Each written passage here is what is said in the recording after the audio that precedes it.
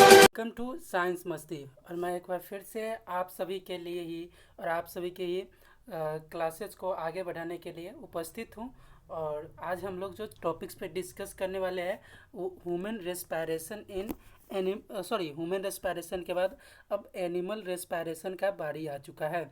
Animal respiration को हमें समझना है और नो डाउट कि मैं उसे बहुत अच्छे तरीके से समझाने की कोशिश करूँगा। चलिए, सबसे पहला जो है वो यूनिसेलुलर अमीबा के बारे में चर्चा करते हैं। जैसे अमीबा के न्यूट्रिशन, अमीबा के खाने के बारे में भी हम लोग चर्चा कर लिए हैं। अब अमीबा के सांस लेने के तरीका, रेस्पिरेशन के बारे में भी अब हम लोग समझेंगे। आप जितने अच्छे तरीके से पिछले पीडीएफ और वीडियोज को कंप्लीट कीजिएगा उतने अच्छे तरीके से आपको न्यू वीडियो समझ में आएंगे। और ना समझ में आए तो मुझसे कांटेक्ट कर सकते हो। दूसरी चीज़, मैं ये गारंटी देता हूँ और ये चीज़ मैं आपको बताता हूँ कि आपका सिलेबस कितनी बार ख़त्म होगा इस बार सो आपको खुद पता नहीं चलेगा। इतनी बार मैं ख़त्म करूँगा, ऑफलाइन भी ऑनलाइन भी। आपके लिए खुशी की भी खबर है, मैं भी कुछ हो रहा है आप लोगों के लिए जो आपको संडे तक सबको पता चल ही जाएगा। और जिनको पता है वो अपने दोस्त, अपने मतलब हमारे क्लास के जो बच्चे हैं उनसे मैं ज़रूर इस चीज़ को शेयर करें। दूसरी चीज़ कि आज मैं आप लोगों के लिए ये वीडियो बना रहा हूँ। और ये वीडियो के बाद अब एक ही वीडियो बचेगा जो आपको रेस्पिरेशन का बचेगा, वो है रेस्पिरेशन इन प्लांट। फिर ट्रांसपोर्टेशन के बारे में चर्चा होगी, ट्रांसपोर्टेशन की वीडियोज बनेंगी।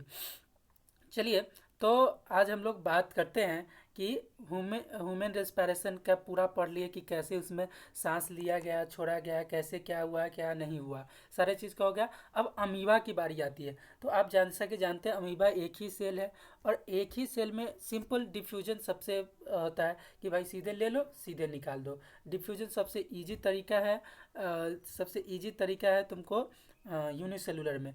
तो ये भी जो होता है सिंपल डिफ्यूजन करता है। इसके जो सेल मेम्ब्रांस होते हैं, सेल मेम्ब्रांस कहने का मतलब आप समझते हैं कि ये वाला जो हिस्सा इसका है, ये वाला जो हिस्सा है ये वाला, ये क्या करता है, ऑक्सीजन को लेता है। और ऑक्सीजन को लेते ही जैसे ही लेगा, छोटा सा होता है, बहुत सिंपल ऑर्गेनिज्म है, पूरे बॉडी में ऑक्सीजन फैल जाता है। अब पूरे बॉडी में ऑक्सीजन फैलने के साथ ही जो उसका क्या होता है, पूरी तरह से फूड के साथ मिलने के बाद एनर्जी निकालता है और उसका जो CO2 बेस्ट प्रोडक्ट के रूप में आता है उसको फिर से निकाल देता है। और इस तरह से इसका पूरा काम खत्म हो जाता है। बस इतना ही इसका होता है कि ये लेता है और सिंपल डिफ्यूजन करके लेता है, सिंपल डिफ्यूजन करके भगा देता है, मतलब बाहर कर देता है।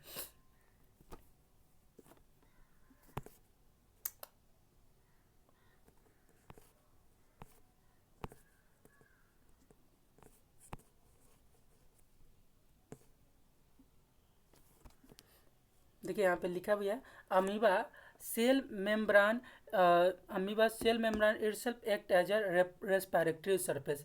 अमीबा का जो सेल मेम्ब्रान होता है वो अपने आप को रेस्पिरेटरी ऑर्गन के रूप में काम करवाता है। Oxygen इंटर्स and carbon dioxide exit through it's this membrane. एक ऑक्सीजन जो होता है इंटर करता है और कार्बन डाइऑक्साइड इससे होकर बाहर निकल जाता है। अब आता है कि फिश का। तो फिश के पास सबसे ज़बरदस्त चीज़ क्या रहती है कि उसको भगवान ने अलग से एक संरचना दी है, स्ट्रक्चर दी है जिसका यूज करके वो करता है। वो गिल्स है, गिल्स रहता है। देखना ऐसे करके जब हम लोग जब मछली को लाते हैं तो ऐसे करके निकालते हैं तो ये वाला संरचना आता होगा, ये वाला संरचना आपको आता है। उसमें ध्यान से देखिएगा, ये वाला संरचना जो होती है वो हमारे आते हैं। तो ये वाला संरचना क्या होता है, माउथ के द्वारा वो वाटर लेता है और वाटर लेते ही इसके बाद देखो ये सारे ऑर्गन्स है, आर्टरी है, वेन है जिससे होकर वाटर जाता है। अब वाटर जैसे जैसे जाता है तो धीरे धीरे क्या करता है, उससे ऑक्सीजन को छटकाते ऑक्सीजन छटका लेता है। और ऑक्सीजन के छटकाने के बाद जो गिल्स होता है वो गिल्स ब्लड वेसल के साथ जुड़ा होता है। वेन है ही, यहाँ पे देखिए वेन है, इस वेन के साथ वो ब्लड वेसल्स के साथ ऑक्सीजन भेज दिया और जो चीज़ खाया है ग्लूकोज बना ही लिया है, सिंपल तरीके से सिंपल ग्लूकोज। अब उसके साथ वो कंबाइन होकर क्या बना लेगा, ATP का निर्माण करेगा। और जो बेस्ट प्रोडक्ट कंडक्ट होगा CO2, फिर उसको छोड़ देता है। चूँकि तुम जानते हो कि वाटर के द्वारा CO2 सब बहुत जल्दी उसमें घुल जाता है और वो बाहर भी निकल सकता है, फिर उसे वो बाहर भी निकाल देता है। तो इस तरह से इसमें भी बहुत सिंपल तरह का यूज होता है। अब आता है, इससे भी सिंपल होता है केंचुआ में। ये केंचुआ जो होता है, इसका स्किन जो होता है मॉइस्ट होता है, स्किन जो होता है बड़ा ही नमी वाला होता है। ये क्या करता है, सीधे ऑक्सीजन लेता है और ऑक्सीजन लेकर उसका यूज करता है। चूँकि स्किन के बाद ब्लड वेसल्स आते हैं, वो ब्लड वेसल्स यूज करता है और जो बेस्ट प्रोडक्ट CO2 बनता है उसको फिर स्किन के द्वारा निकाल लेते हैं। और एक चीज़ याद रखिएगा कि जो भी स्किन के द्वारा कार्बन डाइऑक्साइड को निकालेंगे उसका स्किन बहुत काला होगा। ये काला होता है क्योंकि कार्बन डाइऑक्साइड का असर हमारे स्किन पर पड़ता है। तो ये चीज़ हम लोगों ने समझ लिया, बस तीन ही के बारे में समझना था। अमीबा सेल मेम्ब्रेन के द्वारा करता है। अमीबा के बाद आपको आ गया ह्यूमन, क्या जान ही गए, ह्यूमन लंग्स के द्वारा करता है, फिश को गिल्स के द्वारा करता है, और उसके बाद एक जो था, एक क्या था, अर्थवार्म स्किन के द्वारा करता है, सेल मेम्ब्रेन के द्वारा अमीबा करता है। तो आपको अब इसमें कोई दिक्कत नहीं होनी चाहिए रेस्पिरेशन चैप्टर में। अब क्वेश्चंस जो हैं उस क्वेश्चंस पे डिस्कस करते हैं। जैसे कि मैं हमेशा कहता हूँ कि भाई तुम क्वेश्चन पूछते रहो, क्वेश्चन पूछना बंद मत करो। और इसका कारण यही है कि मैं उन क्वेश्चनों को भूलता नहीं हूँ, मुझे वो क्वेश्चंस याद रहते हैं। फॉर एग्जाम्पल छवि का क्वेश्चन था कि सर ट्रेसियल जो एनिमल्स होते हैं, फॉर एग्जाम्पल हम लोग या कोई जानवर है, वो वाटर में एक्वेटिक एनिमल की तुलना में सांस लेने में उसको दिक्कत होती है या सांस नहीं ले सकता है। इसका कारण क्या होता है कि हमें ऑक्सीजन की बहुत ज़्यादा ज़रूरी होती है। देख रहे हो, इतना बड़ा शरीर तुम लोग लिए हो, भगवान ने शरीर तुम लोग को इतना बड़ा दिया है, तो उसमें क्या है, हर पार्ट को एनर्जी की ज़रूरत है। और ऑक्सीजन जो होता है वाटर में, वो इन्वायरमेंट के अलावा कम होगा क्योंकि इन्वायरमेंट से ही वाटर में क्या रहता है, और इन्वायरमेंट में ज़्यादा रहता है। हमारे ये नोस्ट्रियल्स के द्वारा तेज़ी से उसको अंदर लाया जाता है, तेज़ी से छोड़ा जाता है। देख तो कितनी बार होता है हार्ट बीट, सॉरी कितनी बार आपका वो जो मैंने बताया था कि कितनी बार रेट ऑफ ब्रीदिंग होता है हम लोगों में। ऐसे ये जो कर रहे हैं, एक रेट ब्रीदिंग होता है, ये कितनी बार हम लोगों में होता है, 1 मिनट में ही। तो जनरली वाटर में हम ऐसा कर नहीं सकते। तो इस कारण जो होता है वाटर में हमें लेने में दिक्कत, हमें ऑक्सीजन को लेने में दिक्कत होगी, जबकि जो एक्वेटिक एनिमल हैं उन्हें लेने में दिक्कत नहीं होगी क्योंकि उन्हें वैसी संरचना भगवान ने दिया है। जो जहाँ है उसको वहीं पर खुश रहना चाहिए। कहने का मतलब वो हुआ। चलिए, अब जैसे कि हम लोग हमेशा करते हैं, ये PDF के द्वारा करते हैं। और चूँकि मैंने PDF के द्वारा इसलिए अब ऐसे कर दिया है कि मैं देखता था कि आप लोग ना जनरली PDF वाले वीडियो को नहीं देखते। जैसे कभी भी ह्यूमन रेस्पिरेटरी सिस्टम का ही एक पार्ट वैसे ही पड़ा हुआ है जिसमें 2-3 व्यूज ही आए हैं, 2-3 लोग ही देखे हैं, वो भी शायद 1-2 बार मैं ही चेक किया था, तो शायद उसका अति होगा। मैंने देखा कि अब जिस पर देखो, मैं सोचता हूँ कि जो बच्चे नहीं देख रहे इसका मतलब मेरे कुछ कमी रही होगी, पर मैंने देखा वीडियो ठीक था। जैसे एक वीडियो था जो आपका केमिस्ट्री वाला आया था, उसमें प्रॉब्लम्स थी, पर उसको सबने देखा। मतलब उसमें आवाज़ सही से नहीं आ रहे थे, क्योंकि मेरा ईयरफोन ख़राब हो गया था तो इसलिए नहीं कर रहे थे उसको। तो अब देखते हैं, मैं इसको आपको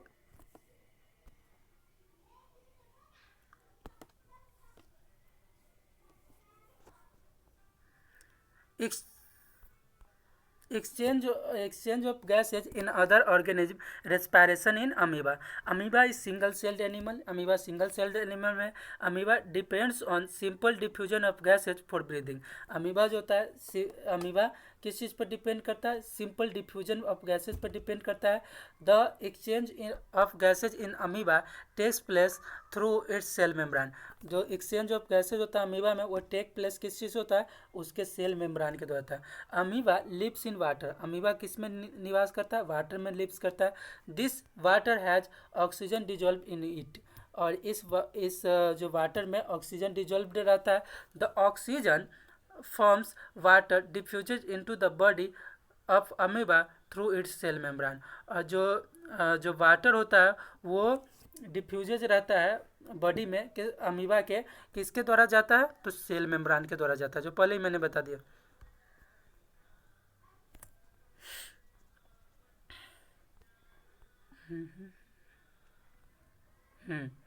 तो वो होता है the oxygen is use for respiration inside the amoeba cell. Oxygen जो होता है अमीबा के अंदर यूज किया जाता है रेस्पिरेशन के। The process of respiration produces CO2 gas continuously. जो प्रोसेस होता है रेस्पिरेशन को CO2 गैस कंटिन्यूसली प्रोड्यूस करता है। This CO2 gas diffuser out through the membrane. और ये जो CO2 गैस होता है वो डिफ्यूज होता है सेल मेम्ब्रेन के द्वारा इनटू द सराउंडिंग वाटर। किस में? जो वाटर सराउंडिंग रहता है उसमें होता है। और अमीबा भी जनरली जो रहता है वह आपको वाटर में ही रहते हैं, तो वाटर से वो डिजोल्व ऑक्सीजन को सीधे ले लेता है सेल मेम्ब्रेन के द्वारा, और फिर जो CO2 आता है उसको वाटर में भेज देता है। आप PDF पढ़िएगा तो आपको सब समझ में आ जाएगा, क्योंकि मैं वही चीज़ बताता हूँ जो आपको पहले बताया रहता हूँ। क्योंकि पहले एक बार मैं चाहता हूँ कि 2 बार आप समझे, वीडियो देखें तो 2 बार समझे, और वीडियो देखे ही, आप लोग वीडियो नहीं देखते हैं तो ये आप ही लोग की प्रॉब्लम्स है ना। रेस्पिरेशन इन अर्थ पम्प्स, वही चीज़ फिर लिखा होगा यहाँ पे भी। The earthworm exchanges the gases through the skin. Earthworm जो होता है गैस का एक्सचेंज करता है स्किन के द्वारा। The earthworm absorbs the oxygen needed for respiration through the moist skin. वो मॉइस्ट स्किन के द्वारा, जो उसका स्किन होता है उसके द्वारा जो उसको यूज होता है, यूज के लिए जो उसका ऑक्सीजन होता है उसको लेता है वो। The oxygen is the transported the oxygen is then transported to all the cells of the earthworm। इसके बाद जब वो स्किन द्वारा ले लिया जाता है तो पूरे सेल के द्वारा उसको अर्थवर्म के जो सेल होते हैं उसके ब्लड तक पहुंचा दिया जाता है। Where it is use in respiration, जहाँ इसका रेस्पिरेशन के रूप में यूज होता है। The CO2 produced during respiration is carried back by the blood. और यह फिर बैक मतलब उसको कैरिड कर लिया जाता है, फिर से भेज दिया जाता है किसके द्वारा? ब्लड के द्वारा। This CO2 is expelled from the body of the earthworm through it's skin. ठीक है, आप इसको आराम से पढ़ सकते हैं। यहाँ पे एक क्वेश्चन भी आया है कि why simple respiratory system can not use in humans, कि ह्यूमन्स में सिंपल रेस्पिरेटरी सिस्टम क्यों नहीं यूज किया? जैसे मॉइस्ट स्किन है, हमारे पास भी तो स्किन है। उसके बाद जो सेल मेम्ब्रेन था उसी चीज़ सबका, सेल मेम्ब्रेन तो बहुत अंदर हो गया, मतलब वो तो ढका ही रहता है, तो इस कारण नहीं हो सकता है उससे। देखो क्या बताया जा रहा है, surface moist if humans would have used simple respiratory system then our skin would be more moist। अगर मनुष्य चाहे कि सिंपल रेस्पिरेटरी सिस्टम का यूज करने के लिए तो स्किन हमारे पास सबसे इजी है यूज करने के लिए।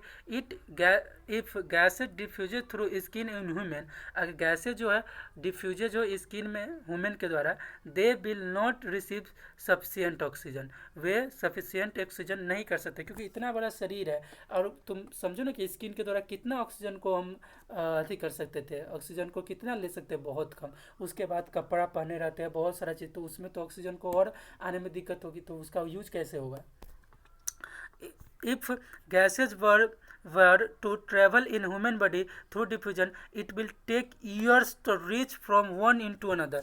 ये कितना ले सकता है? 1 साल तक भी ले सकता है, ईयर्स ले सकता है, एक यह सिरा से लेकर और पैर की उंगली तक पहुंचने में। तो बताओ इसका हम कभी यूज करेंगे? नहीं करेंगे।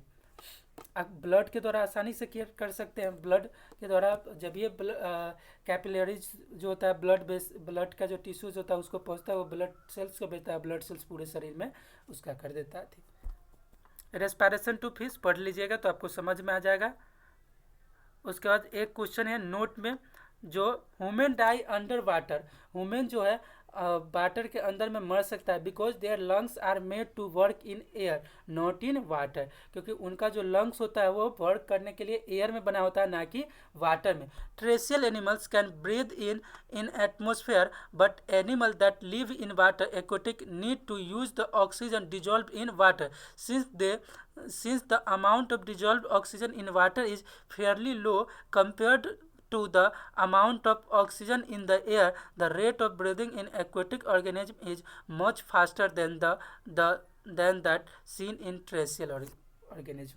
तो चूंकि हम लोग को क्या होता है कि एक बार में बहुत सारा ऑक्सीजन को अंदर ले सकते हैं, पर टेरेस्ट्रियल जो एनिमल्स होते हैं हम लोग, वो एक बार में बहुत सारा ऑक्सीजन को अंदर ले सकते हैं और बाहर CO2 को भी निकाल सकते हैं। पर ऐसी स्थिति एक्वेटिक एनिमल्स के साथ नहीं होती, इसलिए जो रेट ऑफ ब्रीदिंग होता है वो एक्वेटिक एनिमल में ज़्यादा होता है तुलना में टेरेस्ट्रियल एनिमल के। तो ये क्वेश्चन जो था छवि का, हमको लगता है कि उनका क्वेश्चन भी सही हो गया होगा। और मैं आपको भी कहना चाहता हूँ और आप सबको भी कहना चाहता हूँ जो भी वीडियो देख रहे हैं, क्वेश्चंस पूछते रहिए। जब भी उसका टॉपिक आएगा आप NCERT पढ़ सकते हैं या किसी टीचर का ही आप वीडियो देख रहे हैं उसमें कोई भी प्रॉब्लम्स है, मैं प्रॉब्लम्स को एट द टाइम आपको समझा देता हूँ और साथ साथ मैं कहता हूँ टॉपिक जब आएगा तो उसको मैं और विस्तार रूप से समझाऊंगा। और वही चीज़ है कि यहाँ पे मैंने इस चीज़ को बहुत जगह से बहुत अच्छे तरीके से बहुत ईजी लैंग्वेज में इसको लिखने की कोशिश की ताकि आपको दिक्कत ना हो। उसके बाद exchange of gases in plant, एक लास्ट टॉपिक बचा है ट्रांसप्रेशन का, सॉरी लास्ट रेस्पायरेशन का, वो भी खत्म हो जाएगा। तब फिर बचेगा ट्रांसपोर्टेशन को पढ़ा देंगे, तब जाकर बायोलॉजी लेवल में आएगा। और तब बायोलॉजी के 2-3 चैप्टर और बचेंगे। ठीक है, ओके, टेक केयर और सभी आदमी अच्छे से रहिए। वीडियो अच्छा लगे तो जरूर देखिए और पूरा वीडियो देखिए। अरे बोरिंग क्या है, पढ़ना है थोड़ा सा। और अगर बोरिंग ज़्यादा लगे अगर कभी, तो मेरे चैनल पर 2 और न्यू कॉन्सेप्ट डाले हुए हैं। जो एक कॉन्सेप्ट है पस कमल वाला, वो देख लीजिए, मज़ा आ जाएगा उसको देखने पे। और एक और कॉन्सेप्ट है जो राजा राजा वाला था कि कैसे राजा राजा मिलकर, उसमें पूरा कॉन्सेप्ट ऑफ जो केमिकल रिएक्शन था उसका धजिया हुआ था, चारों कॉन्सेप्ट उसी में चलाया था। और ऑक्सीडेशन रिडक्शन के लिए मामा कॉन्सेप्ट ला रहे हैं और मैरिज कॉन्सेप्ट आ रहा है उससे पहले के लिए। तो सबका कॉन्सेप्ट तैयार है। मैं सोच रहा हूँ कि मामा कॉन्सेप्ट पहले मैं उसका पूरी तरह से उस पर कमांड कर लेता हूँ उसको पूरी तरह से, क्योंकि उस पर सोचना बहुत रहता है, सोचने में समय लगता है, ये बात आप सभी जानते हैं। और आप लोग के लिए खुशखबरी बहुत जल्दी है। और आप लोग भी उसको, अगर आपको अच्छा लगे तो आप ज़रूर बताएं कि हाँ वो चीज़ होना ही चाहिए, क्योंकि पढ़ाई ज़रूरी है। वो कैसे भी हो, रिक्स हो या कोई भी चीज़ हो, करना चाहिए पढ़ाई।